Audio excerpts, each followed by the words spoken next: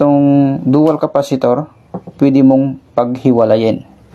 Ito pala yung ginawa natin nung nakaraan, sineperate na natin yung capacitor ng fan, no?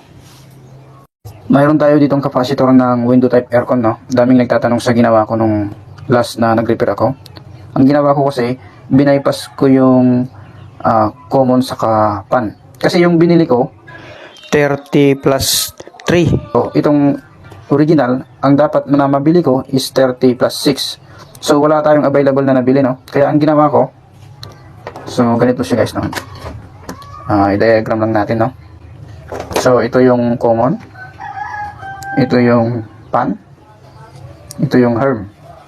Lagyan natin, no? Common, fan, saka herm. So, ganito yung diagram nito guys, no? Yan, yun yung capacitor. So, ganyan siya. Itong common to herm is 30. 30 UF 400 volts. Yan yung value nito, no? So, ito naman yung 6 UF 400 volts. Ito yung ano guys, no? Fan.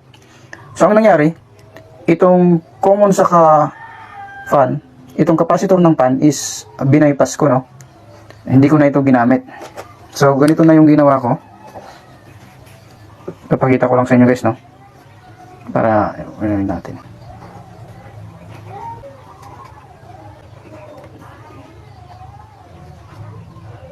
So, ito yung common starting running, no? So, ito connection yan dito. Pero ano to guys, mayroon siyang overload protector yan, ha? So, ito naman running, ganyan naman siya. Sa line 1 naman to. Lagyan lang natin to ng ano, no? Para hindi may magulo, no? Line 2 to. Ito naman sa pan, no? Ito yung ginawa ko, no? Halimbawa, ito yung motor, no? Pan motor. Ito ay mayroong low, medium, high.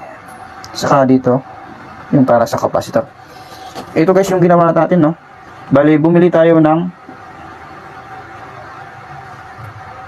capacitor na 6 UF.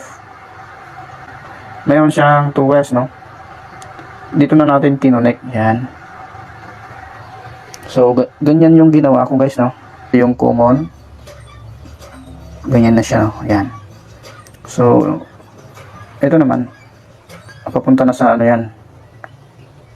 Sa auxiliary, no? So, ganyan na siya. Yan, papunta na sa ano, sa auxiliary niya. So, dito na siya, no? Yan. So, ito na yung line 1. So, ganito yung ginawa ko, guys. Ito yung motor. Sa mga nagtatanong, sana nabigyan natin ng kasagutan, no? Itong dual capacitor, pwede mong paghiwalayin. So, maraming salamat.